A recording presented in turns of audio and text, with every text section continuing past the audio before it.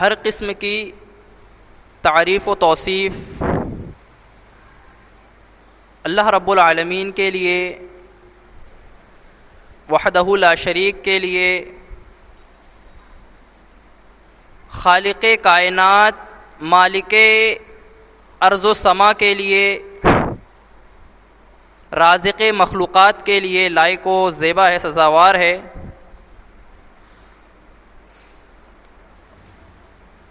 اور بے شمار لاتعداد انگنت و بے حساب درود و سلام کا نزول ہو تمام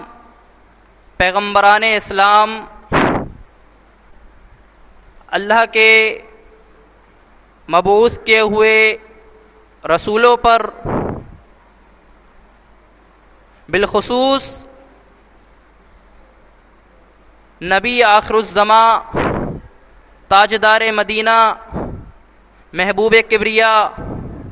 صاحب حوض کوثر، احمد مجتبیٰ محمد مصطفیٰ صلی اللہ علیہ وسلم پر۔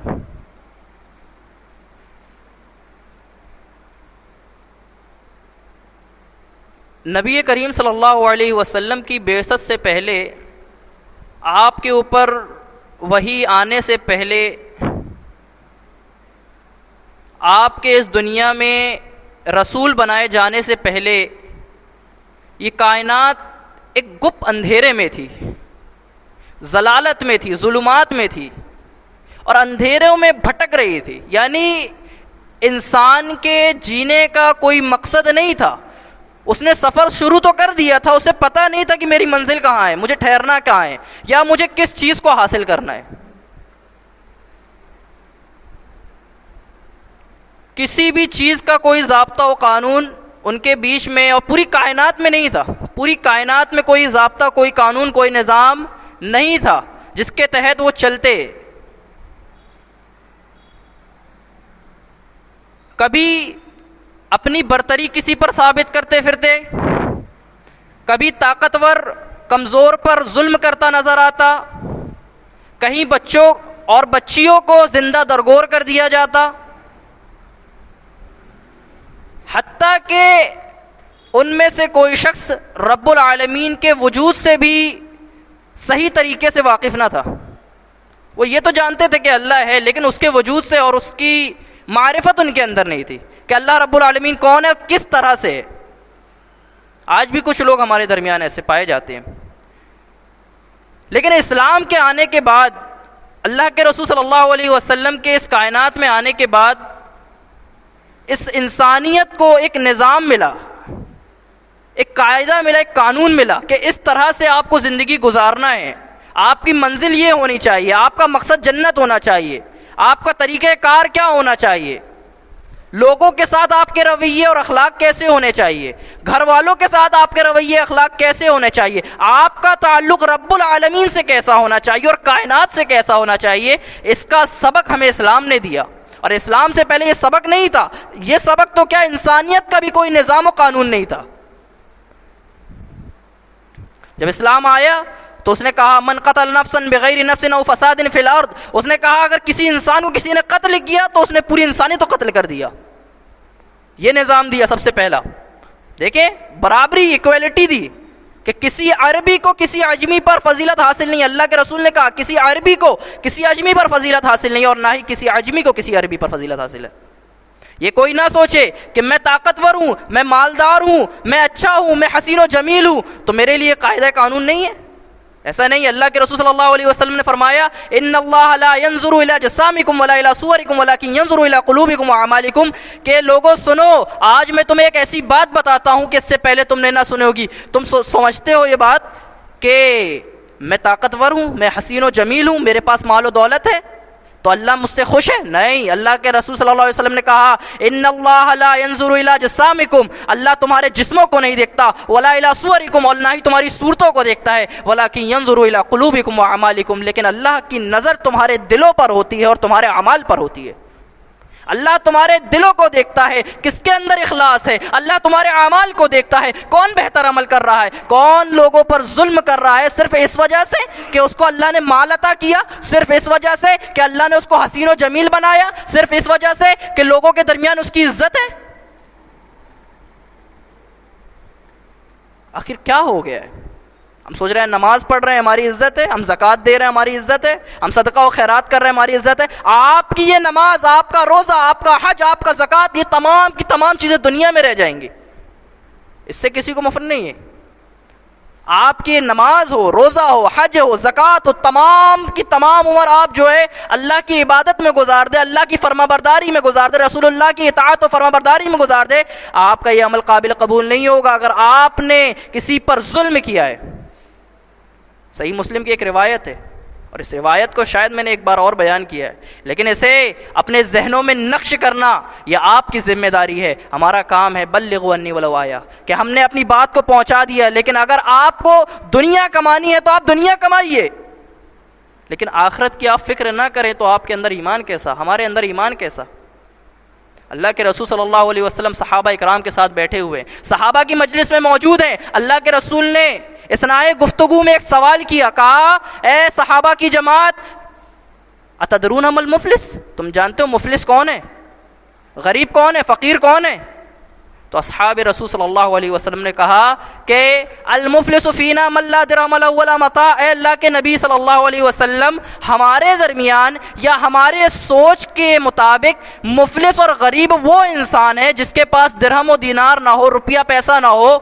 اور زندگی گزارنے کا ساز و سامان نہ ہو، وہ مفلس ہے، وہ غریب ہے۔ اللہ کے رسول نے کہا کہ المفلس من امتی یأتی یوم القیامہ بصلاة وصیام وزکاة ویأتی قد شتم هذا وکذف هذا واکل مال هذا وسفک دم هذا وضرب هذا فیؤتی هذا من حسناته وهذا من حسناته فإن فنیت حسناته قبل ان یقضى اخذ من خطایاهم فطرحت علیہ ثم طرح فی النار۔ اے صحابہ کی جماعت، تم نے جو بات کہی ہے وہ دنیا کے اعتبار سے ہے، لیکن کہا المفلس من امتی یأتی یوم القیامہ، میری امت کا مفلس وہ ہے، میری امت کا غریب وہ ہے، میری امت کا فقیر وہ ہے جو قیامت کے دن آئے گا، اور کس طرح سے آئے گا؟ نماز کی نیکیاں لے کر کے آئے گا، نمازیں پڑھی ہوں گی، تہجد پڑھا ہوگا، زکوٰۃ کی نیکیاں لے کر کے آئے گا، صدقہ دیا ہوگا، زکوٰۃ دی ہوگی، خیرات کیا ہوگا، اللہ کی راہ میں بڑے بڑے کام کرائے ہوں گے، اپنا مال خرچ کیا ہوگا، وصیام، اور روزے بھی رکھے ہوں گے، نماز بھی پڑھی ہے، روزے بھی رکھی ہے، اور اللہ کی راہ میں اس نے خرچ بھی کیا ہے، مال بھی عطا کیا ہے، نمازی بھی ہے، صدقہ بھی عطا کر، صدقہ بھی دے رہا ہے، زکوٰۃ بھی دے رہا ہے۔ دیکھیے نمازی ہے، نماز پڑھ رہا ہے، تہجد گزار ہے، ہاں، اللہ کی مسجدوں کو بنوا رہا ہے، اللہ رب العالمین کے راہ میں خرچ کر رہا ہے، لیکن کہا وَيَأْتِ قَدْ شَتَمَ هَذَا، اس شخص نے کسی کو گالی دی ہوگی، وَضَرَبَ هَذَا، کسی کو مارا ہوگا، وَأَكَلَ مَالَ هَذَا، ناحق کسی کا مال کھا لیا ہوگا، وَسَفَكَ دَمَ هَذَا، کسی کا خون بہایا ہوگا، کسی پر بہتان تراشی کی ہوگی، کسی پر ناحق مارا ہوگا، کسی کا ناحق مال کھایا ہوگا، تو اللہ کے رسول صلی اللہ علیہ وسلم نے فرمایا کہ اس کی نیکیوں کو اکٹھا کیا جائے گا، تہامہ پہاڑ کے برابر کیوں نہ ہو نیکیاں، کہا اس کی نیکیوں کو اکٹھا کیا جائے گا، اس کی نماز کو، اس کے روزے کو، اس کے حج کو، اس کے زکوٰۃ کو جمع کیا جائے گا، اور ان لوگوں میں تقسیم کیا جائے گا، ان لوگوں کو بانٹ دیا جائے گا جس کو اس نے مارا ہے، جس کو اس نے گالی دی ہے، جس پر اس نے ظلم کیا، جس کا اس نے مال کھایا، جس کو اس نے تکلیف دی ہے، جس کا اس نے خون بہایا ہے، ان تمام لوگوں میں اس کے مال کو بانٹ دیا جائے گا، ختم ہو جائے گا، اس کی پوری نیکیاں ختم ہو جائیں گی، اس کی نیکیوں کو بانٹ دیا جائے گا۔ اب دیکھیے اتنی نیکیاں لے کر کیا آ رہا ہے، پہاڑ کے جیسی نیکیاں ہیں، اس کی نیکیوں کو بانٹ دیا گیا، اس کی نیکیاں ختم ہو گئی۔ اللہ کے رسول صلی اللہ علیہ وسلم نے فرمایا جب اس کی نیکیاں ختم ہو جائیں گی، اللہ دیکھے گا ابھی اور لوگ بچے ہیں جن پر اس نے ظلم کیا ہے، ابھی اور لوگ بچے ہیں جن کو حق عطا کرنا ہے، اللہ رب العالمین دیکھے گا اس کی نیکیاں تو ختم ہو گئی، اب کیا کیا جائے؟ اللہ رب العالمین ان لوگوں کے گناہ جس پر اس نے ظلم کیا ہے اٹھا کر کے اس کے اوپر ڈال دے گا، فطرحت علیہ ثم طرح فی النار، اور اس کو اٹھا کر کے جہنم میں پھینک دیا جائے گا۔ کہاں جا رہی ہیں ہماری نیکیاں؟ کہاں جا رہے ہیں ہماری نماز، ہمارے روزے، ہمارے صدقات، ہمارے خیرات؟ کیا ہم اپنے اعمال کو اللہ کی فرما برداری میں جو ہم کر رہے ہیں اس کو ہم اس لیے کر رہے ہیں کہ ہم کل بروز قیامت ہم جہنم میں چلے جائیں؟ بلکہ ہماری نیت تو یہ ہوتی ہے کہ ہم نماز پڑھ رہے ہیں، روزہ رکھ رہے ہیں، حج کر رہے ہیں، زکوٰۃ ادا کر رہے ہیں، لوگوں کے ساتھ اچھے معاملات کر رہے ہیں، تو ہم تو جنت میں جانے کے حریص ہیں نا، اس لیے ہم یہ معاملات کر رہے ہیں، ہم اللہ رب العالمین کی فرما برداری کر رہے ہیں، دنیا سے کٹے ہوئے، دنیا کچھ بھی کہتی ہے ہم اس پہ پرواہ نہیں کرتے، ہم نے حلال و حرام کی تمیز رکھی، اللہ کی حدود کو قائم کیا، اس کے باوجود اگر ہمیں اٹھا کر کے جہنم میں پھینک دیا جائے تو ایسی نیکیاں ہمارے کسی کام کی نہیں ہیں۔ اسی لیے ہمیشہ اس بات کو یاد رکھیں، نیکیاں کرنا کمال نہیں ہے، نیکیاں کوئی بھی کر سکتا ہے۔ آپ نیکیاں کے بارے میں کسی کو اگر بتائیں گے وہ نماز پڑھ سکتا ہے، کسی شخص کو آپ کہیں گے وہ زکوٰۃ بھی دے دے گا، کسی کو آپ صدقہ و خیرات کرنے کہیں گے وہ یہ بھی کر دے گا، لیکن کمال یہ نہیں ہے کہ کوئی بندہ نیکیاں کر رہا ہے، کمال تو یہ ہے کہ وہ نیکیوں کی حفاظت کس طرح سے کر رہا ہے۔ نیکیوں کی حفاظت کرنا کمال ہے، نیکیاں کرنا کمال نہیں ہے، نیکیاں کوئی بھی کر سکتا ہے۔ دیکھیے یہی نہیں، ظلم کا بہت ہی خطرناک معاملہ ہے۔ آپ سوچ رہے ہیں آپ کی آخرت برباد ہے، نہیں، آخرت صرف برباد نہیں ہوتی ظلم سے۔ آپ کسی کو اگر ناحق مال کھا رہے ہیں، کسی کو دھوکہ دے رہے ہیں، کسی کے اوپر اگر آپ حقوق العباد کے معاملے میں کسی بھی طریقے سے آپ کوتاہی کر رہے ہیں، اس کا مطلب یہ نہیں ہے کہ صرف آپ اپنی آخرت برباد کر رہے ہیں۔ اللہ کے رسول صلی اللہ علیہ وسلم کی ایک حدیث ہے، اپنے ذہنوں میں، اپنے دماغ میں اس کو نقش کر لیجئے کہ اللہ کے رسول صلی اللہ علیہ وسلم نے کیا کہا کہ اللہ رب العالمین دو چیزوں کی سزا بہت جلدی دیتا ہے۔ آخرت تو برباد ہے ہی نا ظالم کی،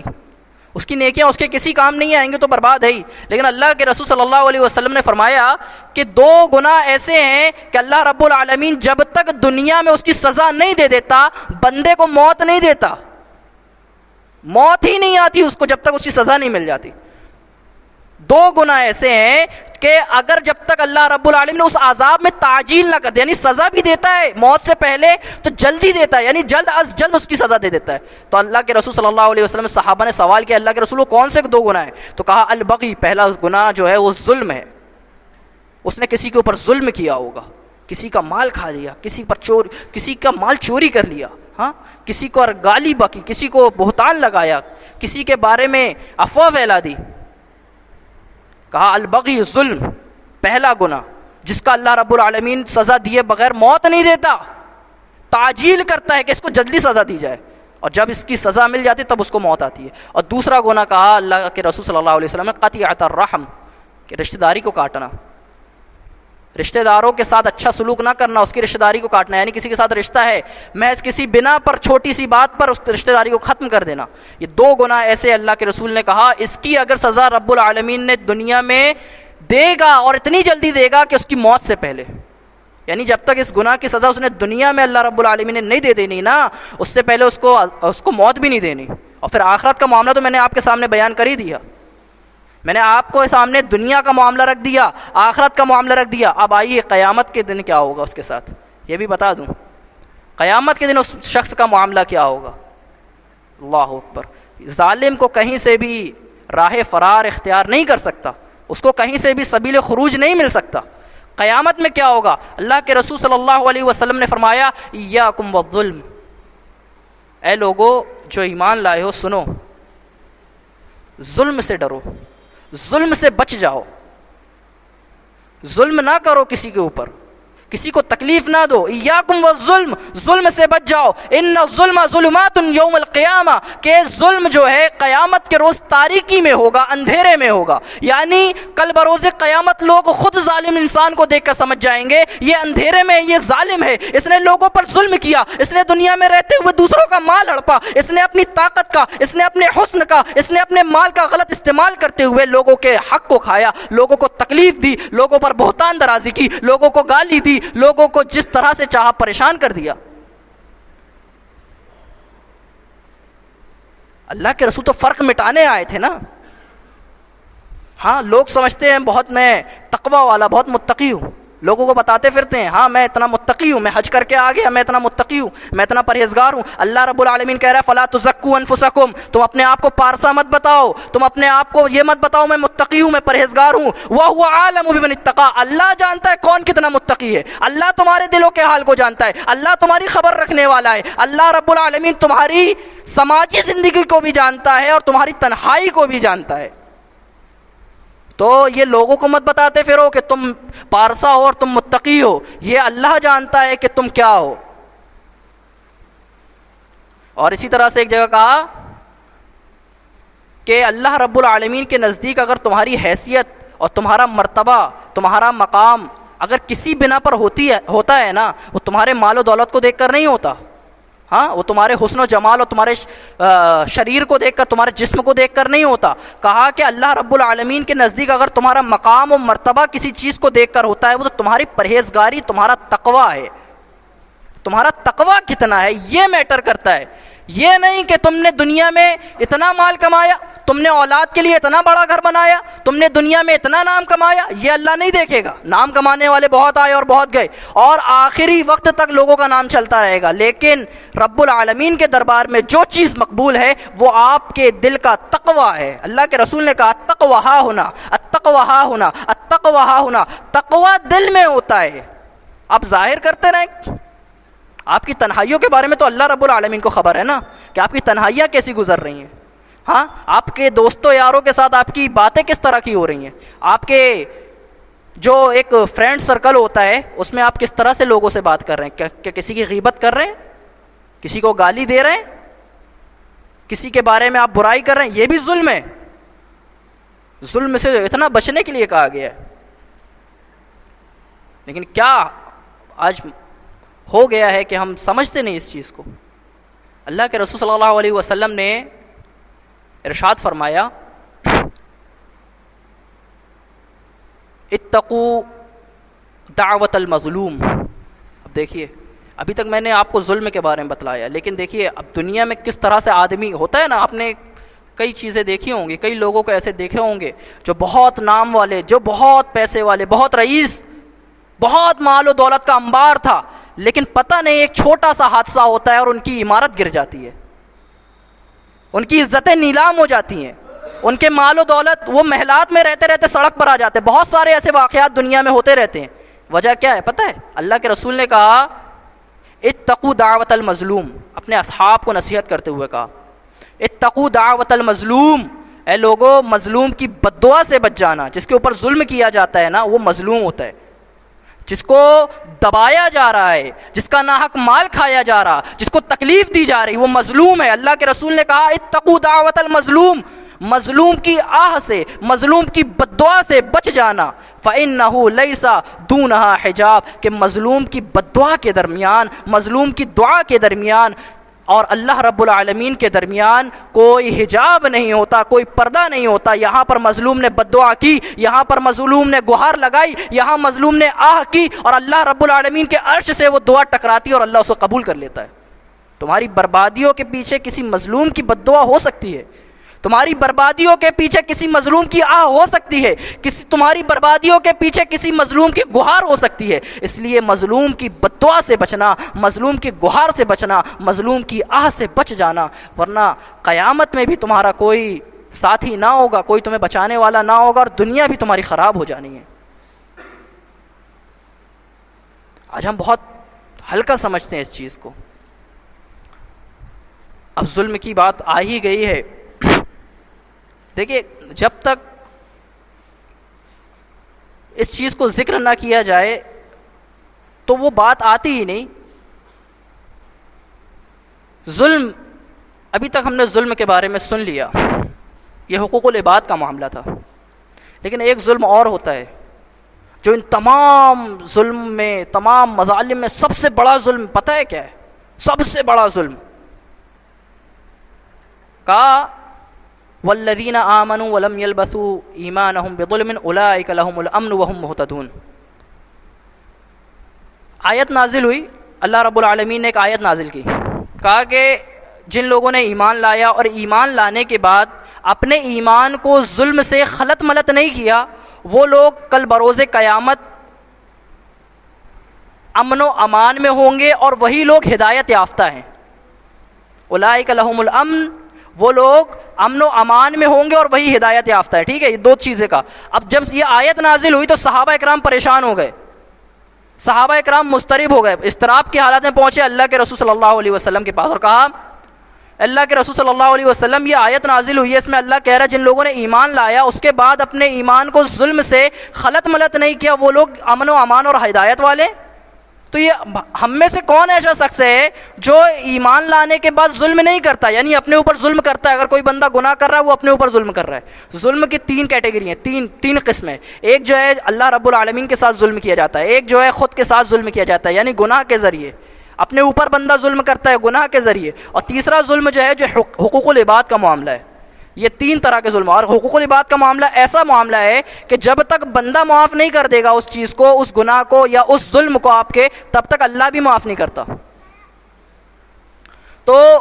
صحابہ اکرام نے کہا اللہ کے رسول صلی اللہ علیہ وسلم کون ایسا شخص ہے جو ایمان لانے کے بعد ظلم نہ کرے یعنی گناہ نہ کرے؟ تو اللہ کے رسول صلی اللہ علیہ وسلم نے فرمایا اے صحابہ کی جماعت جو تم سمجھ رہے ہو یہ اس آیت سے وہ مطلب نہیں ہے، جو تم معنی لے رہے ہو اس کا وہ معنی نہیں ہے، بلکہ یاد کرو حضرت لقمان کا وہ قول جب انہوں نے اپنے بیٹے سے کہا یا بنی لا تشرک باللہ ان الشرک لظلم عظیم، کہ اے میرے بیٹے اللہ کے ساتھ شرک نہ کرنا، اللہ کے ساتھ کسی کو شریک نہ کرنا، اس کی عبادت میں اس سے دعا میں کسی دوسرے کو آنے مت دینا۔ کیوں کہا ان الشرک لظلم عظیم، کہ جتنے بھی ظلم اس دنیا میں ہوتے ہیں نا، جتنے بھی مظالم اس دنیا میں ڈھائے جاتے ہیں نا، ان الشرک لظلم عظیم، ان تمام ظلم میں، ان تمام مظالم میں سب سے بڑا ظلم اگر کوئی ہے تو وہ اللہ کے ساتھ ظلم کرنا ہے، اللہ کے ساتھ کسی کو شریک کرنا ہے، اللہ کی عبادت میں کسی کو شریک کرنا ہے۔ اللہ رب العالمین سے آپ مانگ رہے ہیں تو دوسروں کے دربار میں جا کر کے آپ مانگ رہے ہیں تو یہ بھی شرک ہے، اور یہ سب سے بڑا ظلم ہے، کائنات کا سب سے بڑا ظلم جس کو کوئی معاف نہیں کرے گا۔ آپ سوچ سکتے ہیں کہ ایک بندے کے ساتھ اگر ظلم کر رہا ہے اس کا اتنا بڑا اتنا خطرناک معاملہ ہے، تو اللہ کے ساتھ اللہ کے اوپر جو ظلم کرے گا اللہ رب العالمین اسے کیسے چھوڑ سکتا ہے؟ پھر اس لیے اپنی زندگی میں اپنی حیات میں اس چیز کو توحید کو لازم پکڑے، اللہ کے ساتھ کبھی ظلم نہ کریں، اللہ کے حق میں کبھی کوتاہی نہ کرے، اللہ کا حق جو ہے اسے عطا کرے نا۔ آپ اللہ کو چھوڑ کر دوسروں کو مشکل کشا جان رہے ہیں، آپ اللہ کو چھوڑ کر دوسروں کو غریب نواز جان رہے ہیں، آپ اللہ کو چھوڑ کر دوسروں کو دینے والا گنج بخش مان رہے ہیں، آپ اللہ کو چھوڑ کر دوسروں کو اولاد دینے والا مان رہے ہیں، یہ اللہ کے ساتھ ظلم ہے، اور اللہ کے ساتھ اگر ظلم کیا تو اللہ اس کا بدلہ لینا اچھے سے جانتا ہے۔ اللہ رب العالمین کو قیامت کے نہیں چھوڑنے والا۔ کیا آپ اللہ رب العالمین کی اسماء و صفات میں اس کی جو کمالات ہے اس میں دوسروں کو شریک کر رہے ہیں؟ جو اللہ کا حق ہے اس میں دوسروں کو شریک کر رہے ہیں؟ یہ ظلم ہے، اور بہت بڑا ظلم ہے، اس کی تلافی نہیں ہے، اس کی معافی نہیں ہے۔ اس لیے میرے عزیزو ضرورت اس بات کی ہے کہ اس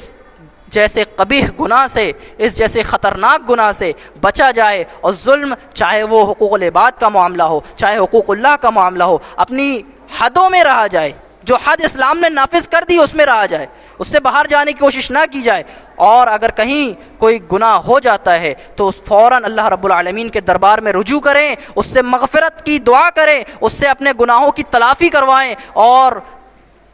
وہی اللہ رب العالمین جو ہمارے گناہوں کو بخش سکتا ہے اور کوئی نہیں ہے۔ اور اگر حقوق العباد کا معاملہ ہے، آپ نے کسی بندے پر جانے انجانے میں اگر کوئی ظلم کر دیا، کسی کو تکلیف دے دی، یہ بہت عام معاملہ ہے، کسی کو تکلیف دے دی، کسی کو گالی دے دی، کسی کو مار دیا، ہاں اسی طرح سے کسی کے اوپر کسی کا مال ہڑپ لیا، کسی کو زبردستی دبا دیا گیا، تو اس چیز کی معافی آپ جا کر کے اس بندے سے پہلے مانگے۔ جب وہ بندہ آپ کو معاف کر دے گا تب اللہ معاف کرے گا،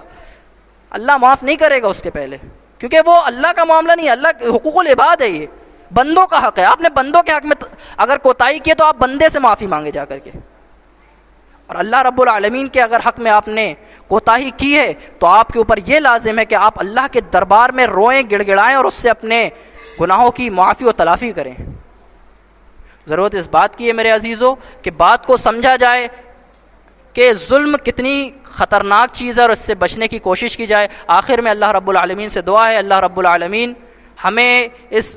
قبیح ترین ظلم سے بچائے، ظلم جیسے گناہ سے بچائے، اور اللہ رب العالمین اس چیز سے بچائے کہ ہم کسی پر ظلم کریں یا کوئی ہم پر ظلم کرے۔ اللہ رب العالمین ہمیں اس سے محفوظ رکھے۔ اللہ رب العالمین ہمارے دلوں کو توحید کے نور سے بھر دے، اور اللہ رب العالمین جب تک ہم اس کائنات میں زندہ رہے تیری توحید پر زندہ رہے، اور جب ہمارا خاتمہ ہو تو لب پر لا الہ الا اللہ محمد رسول اللہ کی صدا ہو۔ آمین یا رب العالمین۔ وآخر دعوانا ان الحمد للہ رب العالمین۔